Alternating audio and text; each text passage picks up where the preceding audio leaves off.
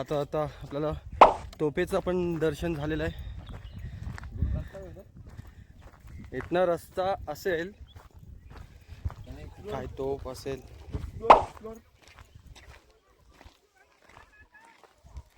ती असेल ना. इथे काय नाही रे, कुठे जाशील तू? व्ह्यू चांगला आहे बघ. पोचलो आई. आले आले आले. तुमचा कमांडो मागे गार झालाय मागे. आम्ही हळूहळू चाललेलो आहे.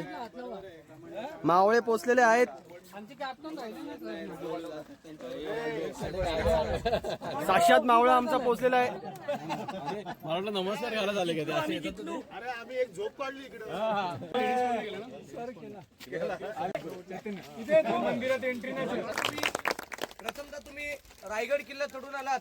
ही गडाची समोरची बाजू आहे आणि गडावरती जी रोपेनी जे लोक येतात ना, ही गडाची मागची बाजू आहे. आणि आताच गडावरती तुम्ही जे पायी चढून जे अंतर आलात, हे 3.5 किलोमीटर अंतर आहे. 1460 पायऱ्या आहेत. कल्पना करा. हा गडाचा हा वरचा जो भाग आहे ना, हा 100 एकराचा पठार आहे. 100 एकराच्या पठारामध्ये 350 बिल्डिंग आहेत, 11 तलाव आहेत, 84 पाण्याच्या टाक्या आहेत. हा पूर्णपणे जर गड तुम्हाला जर पाहायचा असेल ना, 1-1.5 दिवस तेवढा मोठा किल्ला आहे. कल्पना करा. पण थोडक्यात तुम्हाला सांगतो की या गडाचं पूर्वीचं मूळचं नाव होतं रायरीचा डोंगर. तुम्ही सगळ्यांनी प्रतापगड पाहिलेला असेल किंवा पाहणार असेल. जर प्रतापगड जर पाहिलेला असेल तर त्या प्रतापगडाच्या पायथ्याला जावळीचं खोर आहे. मग जावळीच्या खोऱ्याचा आदिलशाहीचा चंद्रराव मोरे याच्या ताब्यात पूर्वी हा रायरीचा डोंगर होता. हा जो रायरीचा डोंगर आहे ना, आपल्या राजाने 15 मे 1656 ला राजाने 15 मे 1656 ला हा जावळीच्या मोऱ्यांकडून जिंकून घेतला. पण कसा जिंकून घेतला आज मी तुम्हाला सांगणार आहे. महाराजांनी काय केलं, जावळीच्या मोऱ्याला पत्र लिहिलं. त्या पत्रामध्ये काय लिहिलं होतं, राजाने जावळीच्या मोऱ्याला पत्र लिहिलं. त्या पत्रामध्ये काय लिहिलं की जावळीचे चंद्रराव मोरे, तुम्ही आमच्या स्वराज्यामध्ये सामील व्हा. आपण दोघे मिळून हे हिंदवी स्वराज्य स्थापन करू. पण तो चंद्रराव मोरे फार उर्मट होता. तो राजाने काय म्हटला, तुम्ही कसले राजे? तुम्ही स्वतःला राजे समजून घेणारे कोण?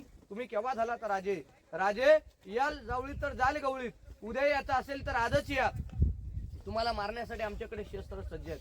म्हणून तुम्हाला सांगतो, तुम्ही जर प्रतापगड जर पाहिलेला असेल तर त्या प्रतापगडाच्या पायथ्याला जेवढी झाडी जेवढी जंगल दिसतं ना, याला जावळीचं खोरं म्हटलं गेलेलं आहे. तज्ञ लोक सांगतात की अस्वलीच्या केसामध्ये सोडलेली ऊस सापडू शकेल, पण जावळीच्या खोऱ्यामध्ये मोकाट सोडलेला हत्ती सापडणार नाही.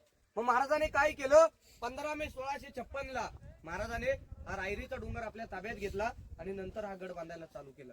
म्हणजे तुम्ही कल्पना करा, हा गड बांधायला 14 वर्ष लागले. ज्याने हा गड बांधला त्या आर्किटेक्चरचं नाव आहे हिरोजी इंदुलकर. मग गड बांधायला 14 वर्ष लागली. 14 वर्षामध्ये लागणारा हा दगड आणला कुठून? खालून आणणं तर शक्य नाही. ज्यावेळी तुम्ही गडावरती पायी चढून आलात, 1 लिटर पाणी जे बिसलरी हातात घेऊन आलात आणि डोक्याचा घाम पायापर्यंत पोहोचला ना, त्यावेळी तुम्हाला गडाचं महत्व कळायला. कल्पना करा. मग तुम्हाला प्रश्न पडला असेल, महाराजांनी बांधकामासाठी एवढा दगड कुठून आणला? खालून आणणं शक्य नाही. महाराजांनी काय केलं, येथेच तलाव येथेच टाक्या खोदल्या, त्यातला दगड काढला, तो बांधकामाला वापरला आणि खड्ड्याच्या उतरत्या भागाला बांध घातला. म्हणजे थोडक्यात आपण पाणी अडवा आणि पाणी जिरवा स्कीम म्हणतो ना, ही छत्रपती शिवरायांच्या काळातली आहे. आता फक्त ऐकून माहिती आहे, राबवली जात नाही. कल्पना करा. हा रायगड जो आहे ही छत्रपती शिवाजी महाराजांची दुसरी राजधानी आहे. शिवाजी महाराजांची पहिली राजधानी होती राजगड. मग रायगड का केली? ज्यावेळी तुम्ही गड चढून आलात, गडाच्या चारी बाजूला जर बघितलं ना, सह्याद्रीच्या रांगात सह्याद्रीचे डोंगर आहेत. पण कुठचा डोंगर किंवा कुठचा सह्याद्रीचा कडा या केलेला अटॅच किंवा कनेक्टेड नाही, जॉईंट नाही. या गडाचं वैशिष्ट्य आहे, या गडावरून खाली उतरून जाईल फक्त पाणी आणि वरती चढून येईल हवा. याच्यावरती गडावरती कोणी येऊ शकत नाही. कारण का, या गडाचं जे बांधकाम आहे ना, अभेद्य, बेलाक आणि बुलंद आहे. म्हणून महाराजांनी राजधानी म्हणून या गडाची निवड केली. महाराजांनी राजधानी म्हणून या गडाची निवड केली. राजाने पाहिलं गडाला आणि गडाने पाहिलं राजाला. राजाने ज्या वेळेला गडाला पाहिलं, राजे या गडाला बघून आपल्या पंतांना काय म्हणतात की, पंत हा गड बहुतच कोट, चौतर पहा गडाचे कडे, ताशिल्याप्रमाणे गाव दीडगाव उंच, पर्जन्य काली कड्यावरती गवत उगत नाही. ऐसे बोलून महाराज बोलिले, तख्तास जागा हाच गड खरा करावा. म्हणून महाराजाने राजधानीच्या दृष्टिकोनातून या गडाची निवड केलेली आहे. कल्पना करा. ज्यावेळी गडातून तुम्ही पायी चढून आलात, येताना तुम्ही महादरवाजा पाहिलात का? त्या दरवाजाचा आकार कसा आपल्याला नागमोनी वाळासारखा दिसतो. याला गोमुखी पद्धत म्हटलं गेलेलं आहे. म्हणजे गडावरती कदाच्या काळात शत्रू जर चढून आला, समोरचे बुरुज बघून तो पाठीमागे रिटर्न फिरून जाईल आणि दरवाजावरती आक्रमण झालं तर तोफेंचे गोळे बुरुजांवरती आदळतील आणि मेन दरवाजाची एंट्री आहे ना, त्या आतमध्ये सुरक्षित राहील. म्हणून त्या महादरवाजाचा आकार जो आहे हा नागमोडी वळणाचा ठेवण्यात आलेला आहे, कल्पना करा. पण महादरवाजामध्ये आता तुम्ही मोठा दरवाजा बघितलेला असेल, दरवाजा पाहून तुम्हाला तो त्या काळातला वाटला असेल, पण सर तो त्या काळातला नाहीये. आता 2016ला बसवले पुरातत्व विभागाने 5 टनाचा 10 लाखाचा दरवाजा, कल्पना करा. पण तो त्या काळातला वाटावा म्हणून तो त्या पद्धतीमध्ये बनवण्यात आलेला आहे, कल्पना करा. पण महादरवाजामध्ये जेवढ्या आता तुम्ही दगडातल्या पायऱ्या बघितल्यात बघा, या शिवाजी महाराजांच्या काळातल्या पायऱ्या आहेत. म्हणजे कल्पना करा की महाराजांच्या काळात गडावरती दगडातल्या पायऱ्या होत्या. हत्ती तलाव म्हणजे काय, महाराजांच्या राज्याभिषेकाला गडावरती हत्ती आणले होते. हत्तीने जर पाणी प्यायचं असेल तर या तलावाचा वापर केला जायचा, म्हणून ते हत्ती तलाव आहे. मग आता तुम्हाला प्रश्न पडले महाराजांनी गडावरती हत्ती कसे आणले, तर महाराजांच्या राज्याभिषेकाला इंग्रजांचा वकील हा गडावरती पायी चढून आला, हत्ती घोडे पाहिले, आश्चर्यचकित झाला. जर माझी जर एवढी येता जमशक झाली, मग महाराजांनी गडावरती हत्ती कसे आणले, तर छोटी पिल्ला आणली, त्यांना गडावरती मोठी केली. हत्ती कधी आणले, ज्यावेळी गडाचं बांधकाम चालू केलं त्याच्या अगोदरच गडावरती हत्ती आणून ठेवले. म्हणजे याला म्हणतात महाराजांची दूरदृष्टी. मग कसं वाटलं एवढं रायगड चढून? छान वाटलं.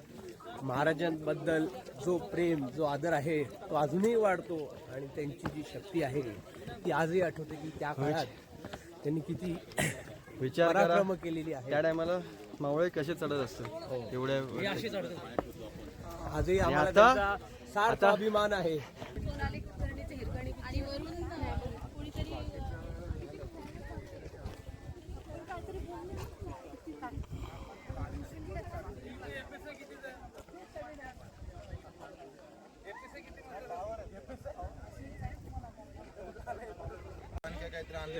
हा एकदा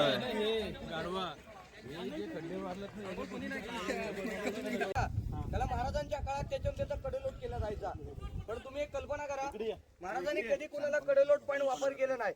हे राजांची त्या काळातली फक्त भीती आहे. त्याचा जो कडेलोट पॉईंट आहे तो संभाजी महाराज आणि पेशवे लोक यांनी कडेलोट पॉईंट वापर केलेला आहे, कल्पना करा. पण तुम्ही जरी आजही त्या टकमक टोकाला गेलात ना, तर त्या टकमक टोकावरून जिजामातेंचा वाडा खाली पाचाड गावामधला दिसतो, कल्पना करा. तुम्ही रात्री चालत म्हणून दिसले, जाताना तुम्हाला दिसेल.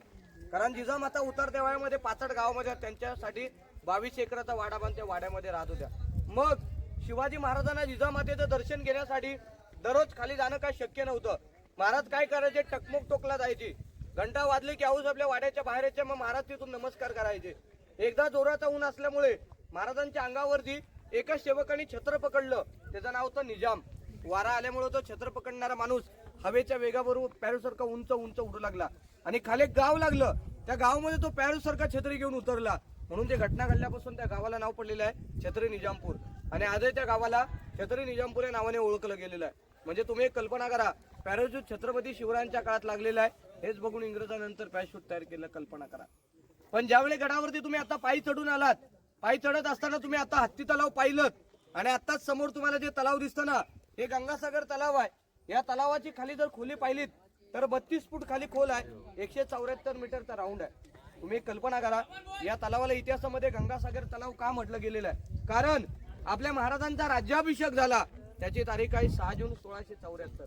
त्यावेळी काशीवरून गागाभट्ट आले होते, यांनी 7 नद्यांचं पाणी आणलं होतं आणि राज्याभिषेक झाल्यानंतर जे उरलेलं पाणी राहिलं ते या तलावामध्ये विसर्जित केलं, म्हणून ते गंगासागर तलाव. तर माझे गुरु आहेत प्रके घाणेकर, म्हणतात गंगा यमुना आणि नर्मदा यांच्या आल्या साऱ्या बहिणी 7 समुद्रांचे पाणी आणले राज्याभिषेकासाठी, जले झाले तीर्थांचे घर तयास नाव गंगासागर, म्हणून या तलावाला इतिहासामध्ये गंगासागर तलाव म्हटलं गेलेलं आहे. आज जर विचार केला तर खाली गावामध्ये पाण्याचे टंचाई पण गडावरती नाही, म्हणून काय केले, गडावरून खाली पाणी पाईपलाईन सप्लाय केलेलं आहे, कल्पना करा. आताच या गंगासागर तलावाच्या समोर हे ते समोर तुम्हाला लाईन मध्ये 2 स्तंभ पाहायला दिसतात ना, हा छोटा दिसतो ना कमी हाईटचा, हा विजयस्तंभ. विजयस्तंभ म्हणजे काय, महाराजांनी कोणता गड किंवा कोणता किल्ला जिंकला ते राजे या ठिकाणी भगवा ध्वज लावायचे. म्हणजे काही तज्ञांची मतं आहेत, महाराजांनी कोणता गड किंवा कोणता किल्ला जिंकला तिथं भगवा ध्वज फडकवला जायचा, मग आजूबाजूच्या गावाचे किंवा परिसराचे लोक समजायचे आज महाराजांनी कोणता तरी गड किंवा कोणता तरी किल्ला जिंकलाय, म्हणून या स्तंभाला विजयस्तंभ म्हटलं गेलेलं आहे, कल्पना करा. पण त्याच्याच बाजूला दुसरा दिसतो ना, हा 7 मनोरे. तज्ञांची मतं आहेत हा एका त्या काळात 7व्या मजल्यावरती पाण्याची टाकी होती. छत्रपती शिवरायांच्या रायगडावरती ज्या राण्या होत्या ना, या राण्या एकदा दुपारची वेळ झाली की महाराजांच्या राण्या त्याच्यामध्ये हवा खायलाच्या. हे मनोरे, हे विजयस्तंभ त्या काळात 7 मजले असायचे आणि याच्यामध्ये दिवे पेटवले जायचे. दिव्याच्या उजाडामध्ये मखमली पडद्यामध्ये महाराज प्रतिबिंब या तलावामध्ये पाहायचे. म्हणजे तुम्ही कल्पना करा, त्या काळातलं या राजधानीचं या गडाचं वैभव कसं असेल याची तुम्ही 1-2 मिनिटे कल्पना करा. पण समोर या बाजूला इथे आपल्याला जो दरवाजा दिसतो बघा, हा पालखी दरवाजा. पालखी दरवाजा म्हणजे काय, जर राजांची पालखी जर गडावरती जर पायी चढून आली, या दरवाज्यातून बाहेर किंवा आतमध्ये प्रवेश करायची, म्हणून या दरवाजाला इतिहासामध्ये पालखी दरवाजा म्हटलं गेलेलं आहे. पण हाच दरवाजा चढून गेल्यानंतर आपण आतमध्ये जो किल्ला बघतो याला बाले किल्ला म्हटलं गेलेलं आहे. बाले किल्ला म्हणजे सर किल्ल्यातला महत्वाचा भाग आहे. पण ज्यावेळी आपण बाले किल्ला फिरतो ना, बाले किल्ला फिरत असताना आपल्याला गडावरती 2 प्रकारची बांधकामं बघायला भेटतात. एक दगडी बांधकाम, एक विट बांधकाम. मग जेवढं तुम्हाला दगडी बांधकाम दिसतं ना हे शिवाजी महाराजांच्या काळातलं आहे, आणि जेवढं विटातलं बांधकाम दिसेल हे पेशवे काळातलं आहे. मग पेशवे काळ केव्हा आला, 1733 ते 1818 या कालावधी गडावरती पेशव्यांच्या काळात विटा आल्या, म्हणून गडावरती आपल्याला विट बांधकाम बघायला भेटतं. मग हे बांधकाम जॉईन करण्यासाठी त्या काळात काही रेती सिमेंट नव्हतं. बांधकाम जॉईन करण्यासाठी त्या काळात काही रेती सिमेंट नव्हतं. मग त्या काळात बांधकाम जॉईन करण्यासाठी काय वापरलं जायचं, चुना, गुळ आणि शिशाचा वापर करण्यात आलेला आहे. कल्पना करा. आजही गडावरती जी कामं पायऱ्यांची तुम्ही येताना चढून आल्या पायऱ्यांमध्ये तुम्हाला सिमेंट कुठे आढळलं नाही. आजही चुना, गुळ, शिसा वगैरे त्याच्यात वापर.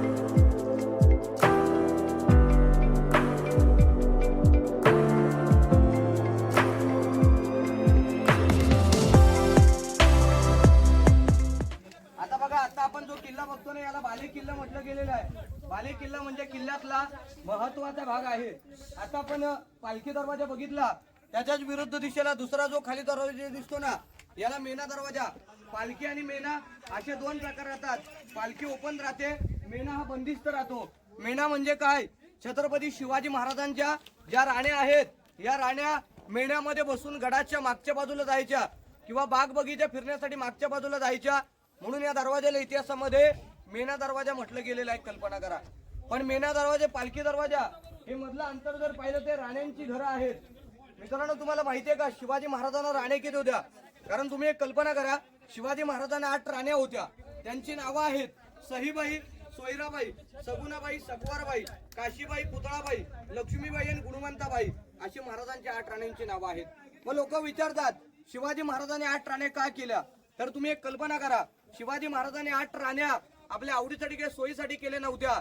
महाराजांच्या स्वराज्यामध्ये लोक कमी होती, वाडीतली गावातली लोक आपल्या स्वराज्य येथील स्वराज्य वाढेल म्हणून महाराजांनी 8 राण्या केल्या होत्या. माझा तुम्हाला प्रश्न पडला असेल, शिवाजी महाराजांना राण्या 8, या गडावरती ते 6 राहायच्या, मोरल्या 2 राण्या कुठं राहायच्या. सईबाई राजगडला, संभाजी महाराज 2 वर्षाचे असताना सईबाईंचं राजगडावरती निधन झालं, आणि पुतळाबाई खाली पाथड गावामध्ये जिजामातेच्या संरक्षणासाठी राहत होत्या, म्हणून त्यांचे 6 राण्यांचे 6 रूम आहेत. कल्पना करा. हा एका राणीच्या आतमध्ये एवढा मोठा रूम आहे, असे 6 राण्यांचे 6 रूम आहेत. पूर्वी याच्यावरती छप्पर होतं, सागाची लाकडे व उतरच्या खापर नलीची कौलं. पण हे ब्रिटिशांनी उद्ध्वस्त केलंय. का उद्ध्वस्त केलं आणि कशासाठी उद्ध्वस्त केलं हे मी तुम्हाला पुढे महाराजांच्या राजवाड्यामध्ये सांगणार आहे. पण याच राणी महालाच्या समोर ज्या ठिकाणी आता तुम्ही सगळेजण बसलात, ही राण्यांच्या दाशांची घर आहेत, म्हणजे सर्वंट क्वार्टर. म्हणजे प्रत्येक राणीचा नोकर प्रत्येक राणीच्या दालनासमोर. राणीला आतमध्ये काय काम लागलं तिच्या दाशीला आतमध्ये बोलून घेतले जायचे. थोडक्यात ही राण्यांच्या नोकरांची घर आहेत. कल्पना करा. पण तुमच्याच मागच्या बाजूला जर पाहिलं तर येथे मागच्या बाजूला धान्यांची कोठार आहेत. आपण सगळे कोकणातले जात, आपण आपल्या कोकणामध्ये कंदी किंवा पेव म्हणतो. म्हणजे तुम्ही कल्पना करा, महाराजांच्या काळात या किल्ल्याला वेढा पडला, त्या काळात गडावर 3000 लोक आहेत, त्यांचं सरासरी 6 महिन्याचं पुरेल इतकं त्याच्यामध्ये धान्य साठवलं जायचं, म्हणून याला धान्यांचं कोठार म्हटलं गेलेलं आहे. पण सर याच्या अगोदर पूर्वी गडावरती कधी आला असाल तर पूर्वी ते बोर्ड लिहिलं होतं कैद्यांचे कोठार म्हणून. कारण कल्पना करा, शिवाजी महाराज कैदी ठेवत नव्हते, पेशवे लोकांनी कैदी ठेवले.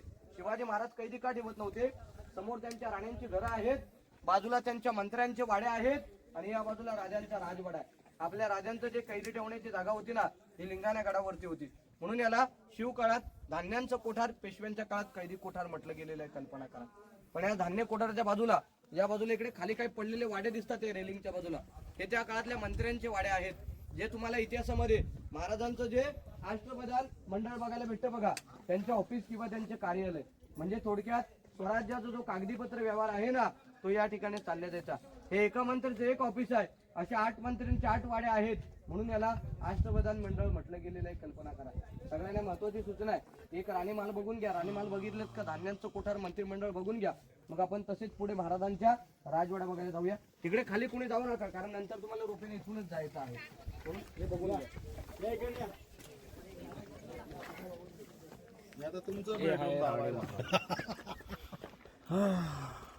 हे आहे राणी महल, पहिला महल. हा त्या टायमाचं बेडरूम.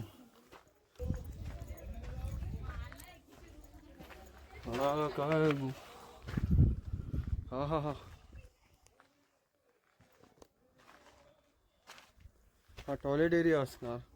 हाँ वो टाइम का टॉयलेट एरिया. धान्य कोठार बघू दे कसं आहे. हे फोन दिसणार पण नाही काय. फोन जातील आतमध्ये. काय दिसणार आहे ह्याच्यातून?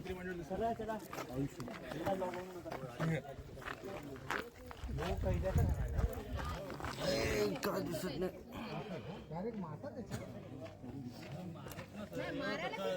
अरे तर बाटल्या प्लास्टिक वगैरे पडलंय खाली, लोकांनी इथे कचरा केलाय. हे बघ हे बघ ते दिसतंय.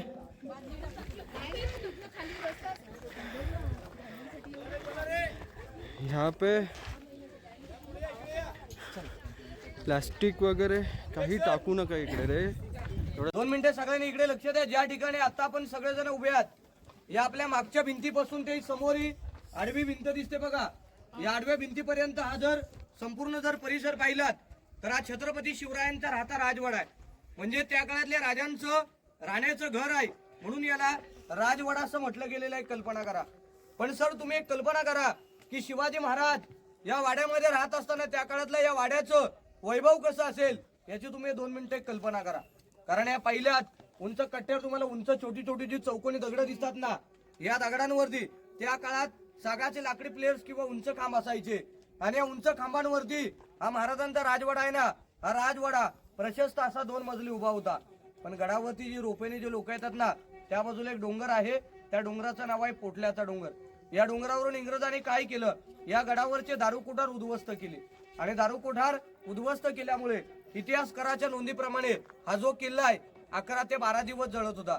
म्हणून तुम्हाला रायगड किल्ला हा जळून गेल्यामुळे तुम्हाला पडक्या अवस्थेत किंवा भगण्या अवस्थेत बघायला भेटतो. मग तुम्हाला प्रश्न पडला असेल, राजस्थानला गेलात तर राजस्थानचे गडकोट किल्ले चांगले आहेत, मग आपले मराठी राजाचे किल्ले महाराष्ट्राचे का उद्ध्वस्त आहेत? कारण तुम्ही कल्पना करा, आपले महाराज कधी कुणाला शरण गेले नाहीत.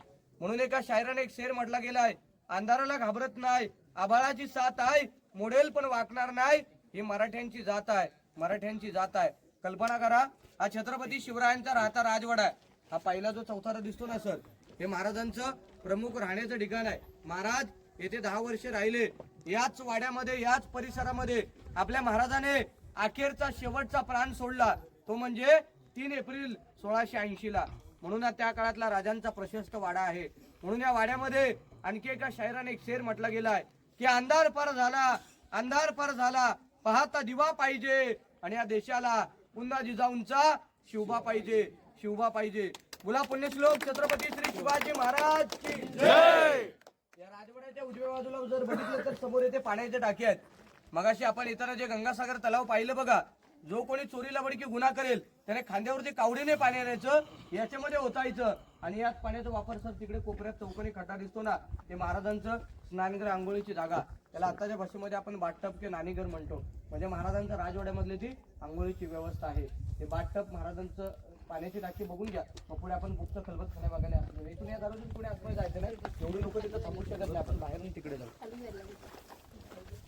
वरती कोणी जायचं नाही याच्यावरती. इकडे ही पाण्याची टाकी आणि समोर हे महाराजांचं स्नानगृह आहे. टाकी हे स्नानगृह, बाथटब.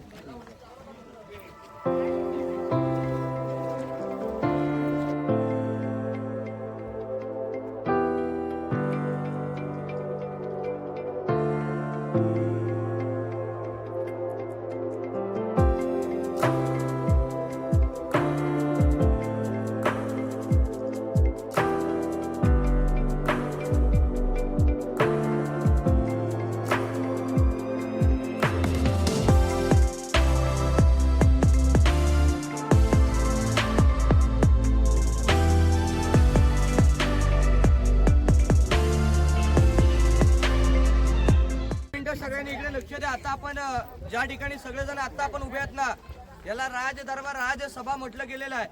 जेथे महाराजांचा राज्याभिषेक झाला ना, ही सुवर्ण सिंहासनाची जागा आहे. समोर बघा, इथे त्यांची मूर्ती पाहायला दिसली का? ही मूर्ती आहे पंचधातूची. ही मूर्ती 6 जून 2012ला बसवले साताऱ्याचे संभाजीराजे यांच्या हस्ते दिलेली आहे. आणि या मूर्तीच्या वरती तुम्हाला जे चित्र दिसतं बघा, याला मेघडंबरी म्हटलं गेलेलं आहे. ही मेघडंबरी 1985ला बसवले, ज्यावेळी आपल्या भारताचे 7वे राष्ट्रपती होते बघा, डॉक्टर गॅरी जालसिंग यांच्या हस्ते या ठिकाणी बसवण्यात आलेले आहे. कल्पना करा. पण तुम्ही एक कल्पना करा, आपल्या महाराजांचा बघा जो 6 जून 1674ला आपल्या राजांचा जो राज्याभिषेक सोहळा झाला, याचं तुम्ही पोस्टर छायाचित्र शाला कॉलेज ऑफिसला कुठेतरी पाहिलेलं असेल तर ते याच ठिकाणचंच आहे. आणि त्या छायाचित्रामध्ये बघा, एक व्हाईट कलरची कॅप काढून एक व्यक्ती या ठिकाणी आपल्या महाराजांना मानाचा मुद्रा करताना दिसतो बघा. तो इंग्रज अधिकारी आहे, त्याचं नाव आहे हेनरी ऑक्सिडन. तो ऑक्सिडन काय म्हणतो, याच ठिकाणी महाराजांचा 6 जून 1674ला राज्याभिषेक सोहळा झाला आणि येथे आपल्या महाराजांचं ओरिजिनल 32 मन सोन्याचं सुवर्ण सिंहासन होतं. 1 मन म्हणजे 40 किलो, असं 1280 किलोचं होतं. तर काही तज्ञांची मतं आहेत, औरंगजेबाचा सरदार इतिगत करण्याचं टोपणाचं जुल्फिकार खान त्याने ते सिंहासन चोरून नेलेले आहे. कल्पना करा. पण ज्यावेळी आपल्या राजांचा राज्याभिषेक सोहळा झाला ना, त्यावेळी पूर्णपणे दरबारामध्ये सरासरी 3000 लोक होते. आपल्या घरी एखादी सभा करायची असेल तर त्यासाठी आपल्याला लाईटचं माईकचं नियोजन करावं लागतं. मग त्या काळात या दरबारामध्ये लाईट माईक सिस्टीम काही नव्हती. महाराज जर तिथून जर बोलले तर या गेटच्या चारी कोपऱ्यात आवाज यायचा. गेटच्या चारी कोपऱ्यातील लोक जर बोलली, राजांपर्यंत सहज आवाज पोहोचला जायचा. याला इतिहासामध्ये आपत्तीशास्त्र किंवा इको पॉइंट म्हटलं गेलेलं आहे. आज दरबार ओपन आहे. ओपन असताना सुद्धा या गेटच्या चारी कोपऱ्यात अशी टिचकी वाजवली ना, किंवा कागद जरी कुठे फाडला तरी इथे आवाज जातो. अशी हिरो इंदुलकरांनी बांधकाम कृती करून आज ओपन आहे. ओपन असताना सुद्धा आवाज, पण त्याला असा गोंधळ चालत नाही, एकदम शांत वातावरण लागतं. कल्पना करा. पण ज्यावेळी आपल्या महाराजांचा राज्याभिषेक सोहळा झाला, सोहळ्यासाठी महाराज देवदेवतांना कधी विसरले नाही. महाराज जगदीश्वरात आणि भवानी मातेचं दर्शन घेऊन आल्यानंतर महाराज या नगारखान्यातून आतमध्ये प्रवेश करतात. ही भरलेली 3000 लोक आहेत. ही महाराजांना उठून मानाचा मुद्रा करतात आणि राजाने तो मुद्रा स्वीकारला. आणि स्वीकारल्यानंतर आपल्या महाराजांची एक नजर या 32 मानाच्या सुवर्ण सिंहासनाकडे आणि एक नजर भरलेल्या या दरबारामध्ये. कारण तुम्ही एक कल्पना करा, शिवाजी महाराजांनी ज्या वीरांवरती, ज्या मावळ्यांवरती हे हिंदवी स्वराज्य निर्माण केलं, त्यातला एकही मावळा, एकही सरदार महाराजांना सदरेवरती कोटेकून उप दिसत नव्हता. महाराजांचे 7 राण्या होत्या, विधवा स्त्री होती, त्यांची मुलं होती. पण महाराजांना जीवाभावाची लोक महाराजांना सदरेवरती कोटेकून उप दिसत नव्हती. महाराज प्रत्येक पायरी चढताना तिथे 3 पायऱ्या आहेत. महाराज प्रत्येक पायरी चढताना आऊसाहेबांना काय म्हटले की आऊसाहेब, आमची हिंदवी स्वराज्याची पहिली पायरी चढतो हा माझा तानाजी मालुसरे. या आधी लगीन कोंढाण्याचं मगज माझ्या रायबाचं असा म्हणणार माझा ताना. आणि दुसरी पायरी चढतो हा माझा बाजीप्रभू देशपांडे. महाराज लाख मेले चालतील पण लाखाचा पोशिंदा मरता कामा नये. आणि तिसरी पायरी चढतो हा माझा प्रतापराव गुजर. तर जो इंग्रज याच ठिकाणी महाराजांना कॅप काढून मानाचा मुद्रा करतो आणि दरबारामध्ये घोषणा ललकार झाली, तुम्ही मागून जय बोला की महाराज प्रौढ प्रताप पुरंदर क्षत्रिय कुलावतंस सिंहासनाधीश्वर महाराजाधिराज राजा शिवछत्रपती श्री शिवाजी महाराज की जय. जय भवानी, जय शिवाजी, हर हर महादेव. अशा प्रकारे आपल्या महाराजांचा राज्याभिषेक सोहळा झाला. ती सिंहासनाची जागा आणि राजांचा हा राज झाला. आधी दरवर्षी राज्याभिषेक जो होतो ना, तो याच ठिकाणी साजरा होतो. पण तुमच्या मागचा जो गेट आहे ना, हा नगारखाना आहे. पण मुंबईच्या गेट ऑफ इंडिया पाहिलेला तर यालाच म्हणून मुंबईच्या गेट ऑफ इंडियाची प्रतीक हा नगारखाना. येथे नगारे वाजले का गडाचा मुख्य दरवाजा बंद व्हायचा. आणि हिरकणीचा सत्कार याच नगारखान्यामध्ये केलाय रोज इंदुलकरांच्या मध्ये. याबद्दल इकडे आपला जो दगड दिसतो बघा, हा दगड येथे असा का ठेवला, कारण याच खडकावरती रायगडाचं भूमिपूजन झालेलं आहे म्हणून खडक किंवा दगड येथे ठेवलेले आहे. आणि इकडच्या बाजूला जाताना समोर पाण्याची टाकी आहे, याच्यामध्ये पाण्याची जिवंत पाण्याची चपला कुठं काढा, महाराजांचं दर्शन घे 5 मिनिटांमध्ये आपण पुढे. महाराज गणपती भूपती गजाश्वपती प्रजापती सुवर्णरत्न श्रीपती अष्टप्रधान जागृत अष्टप्रधान वैष्णित न्यायनकार मंडित शस्त्रास्त्र पारंगत राजनीती धुरंधर प्रौढ प्रताप पुरंदर क्षत्रिय कुलावतंस सिंहासनाधीश्वर महाराजाधिराज योगीराज श्री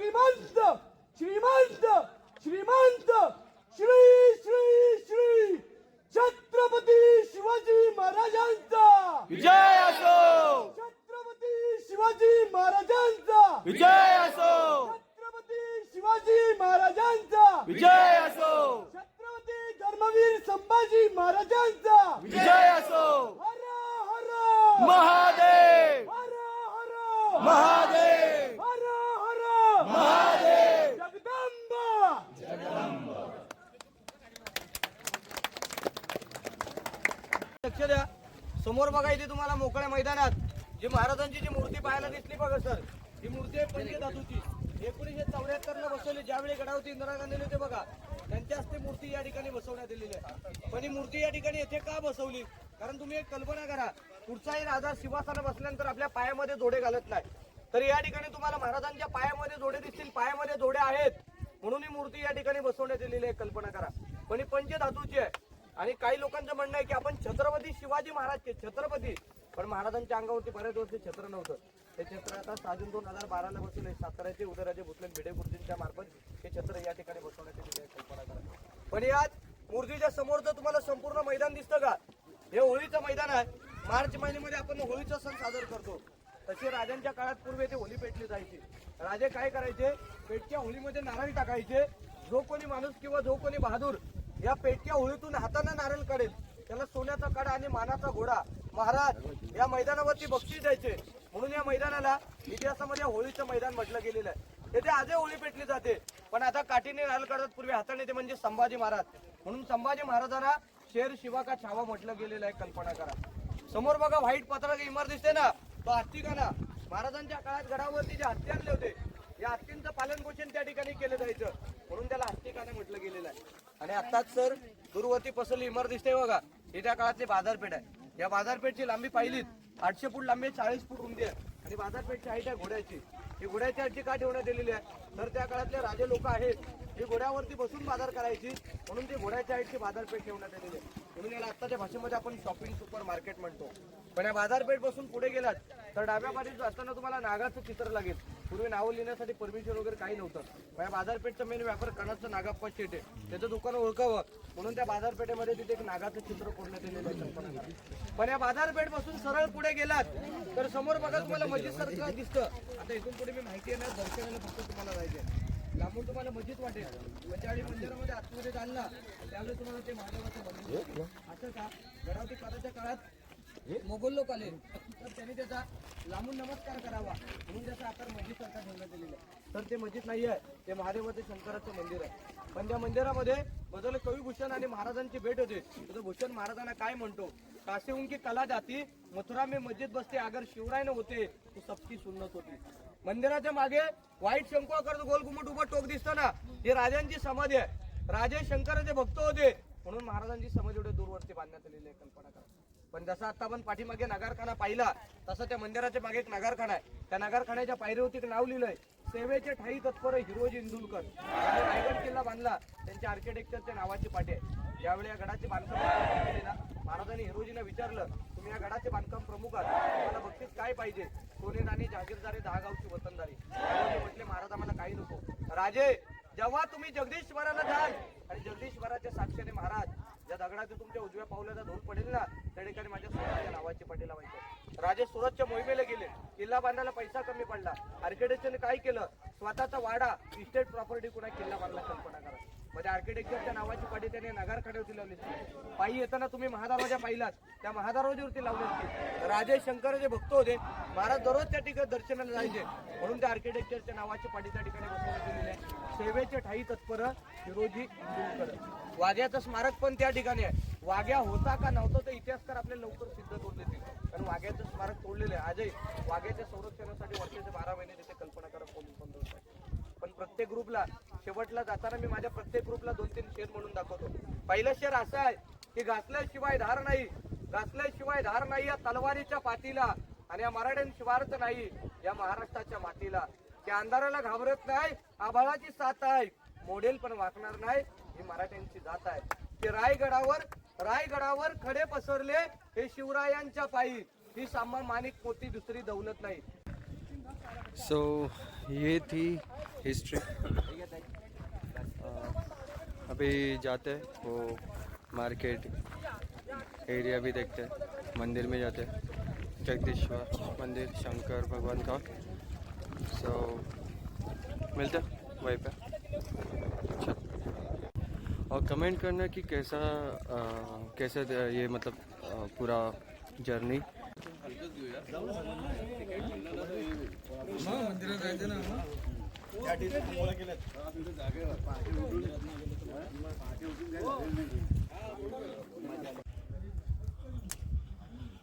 आलो आपण जगदीश्वरांच्या मंदिरात.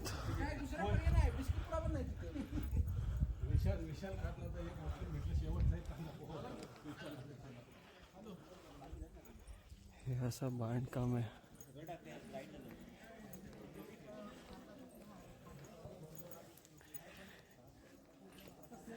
हे इथे प्रोटीन पिता चक्का Glucon D. Successfully completed the trek. छान वाटतं खूप छान वाटतं. थँक्यू. मस्त मस्त एकदम मजा आली. मस्त मंदिर खूप त्याचं बघायचंच आपल्याला.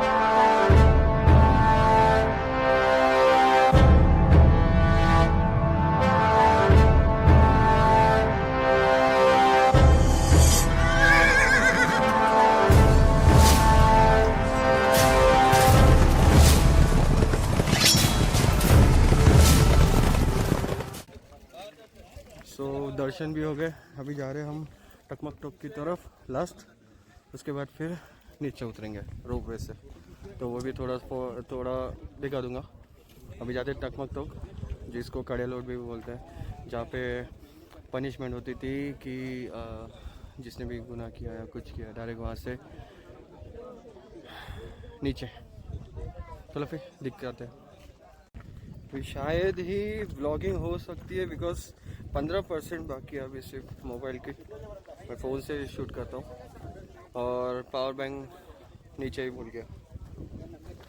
तो अभी देखते जितना हो सके उतना शूट करता हूँ. तो फोटो हे आहे टकमक टोक. तो तिकडे जायचं आता.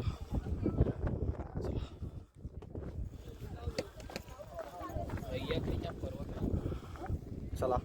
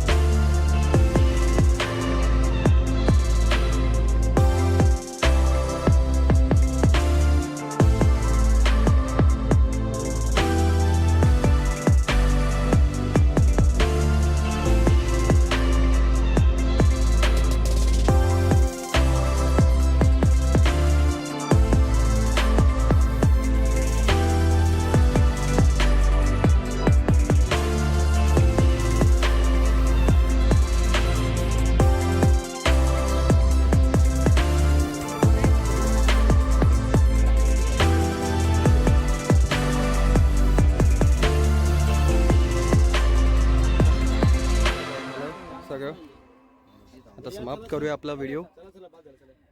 भेटूया खाली. आता आपल्या रूमवरती जाऊ, फ्रेश होऊ आणि मग निघूया.